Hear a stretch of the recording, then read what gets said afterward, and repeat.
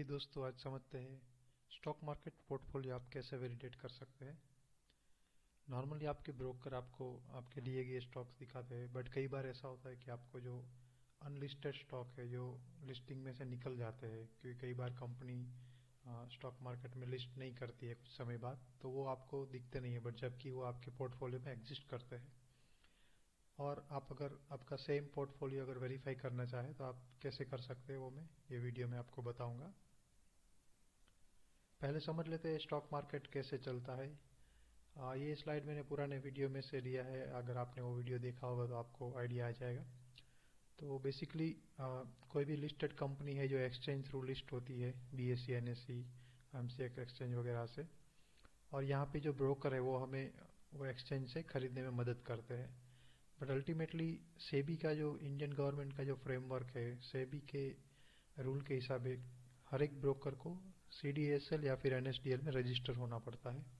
और ये CDS और NSDL है, डिपॉजिटरी बोलते हैं। डिपॉजिटरी एक बैंक के जैसा होता है जिसमें आपके स्टॉक सेफ रहते हैं। तो एक बार आप जब खरीद लेते हैं तो स्टॉक ब्रोकर के पास नहीं रहते, ब्रोकर आपको सिर्फ हेल्प करता है खरीदने के लिए। तो जो भी डिपॉजिटरी है वो आपके स्टॉक को होल्ड करके रखती है। तो हम अगर जीरोडा का एग्जांपल लेते हैं तो CDSL डिपॉजिटरी के साथ टाई अप है उनका। तो जीरोडा के थ्रू जितने भी आप स्टॉक खरीदोगे वो आपके CDSL डिपॉजिटरी में जाएंगे। आपका कोई भी डीमैट अकाउंट जब ओपन होता है तभी आपको डिपॉजिटरी से भी एक ईमेल आता है।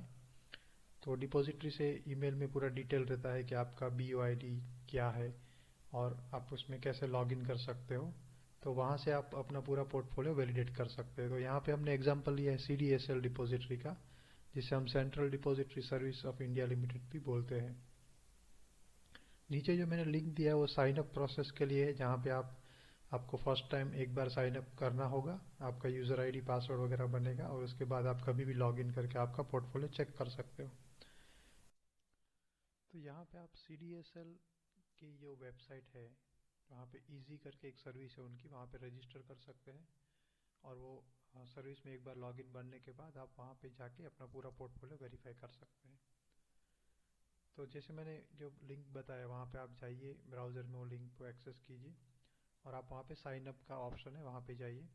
तो आपको BOID और आपका पासवर्ड है, जो आपका पैन कार्ड नंबर है और आपका बर्थ डेट है और बर्थ मंथ है, वो डालने के बाद आपको कंटिन्यू करना है।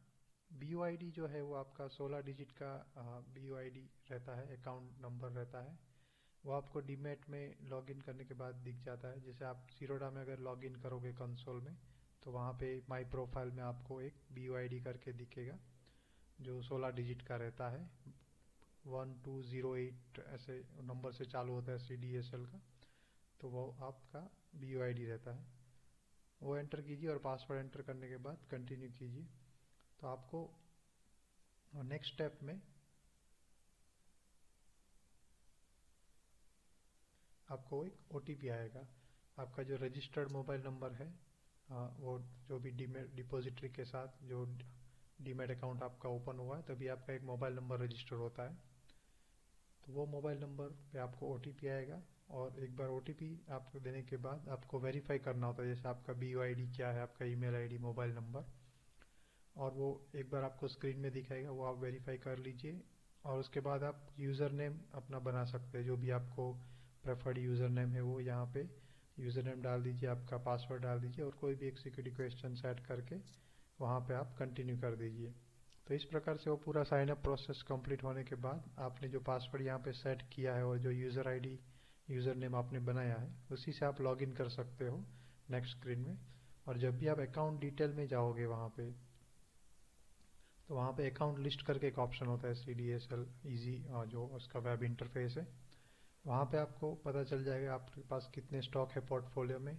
और यहाँ पे अगर आप देखोगे तो यहाँ पे वो भी आपको आइडिया आ जाएगा कितने लिस्टेड है कितने अनलिस्टेड है।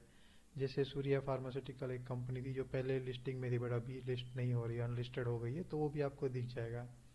तो इसी प्रकार से आप पूरा पोर्टफोलियो अपना वैलिडेट कर सकते हैं। जो भी आपके ब्रोकर का पोर्टफोलियो जो आपको दिखा रहा है उनकी ट्रेडिंग की वेबसाइट पे, वो आप सेम यहाँ पे CDSL में भी एक बार वेरीफाई करके आप उसको क्रॉस वैलिडेट कर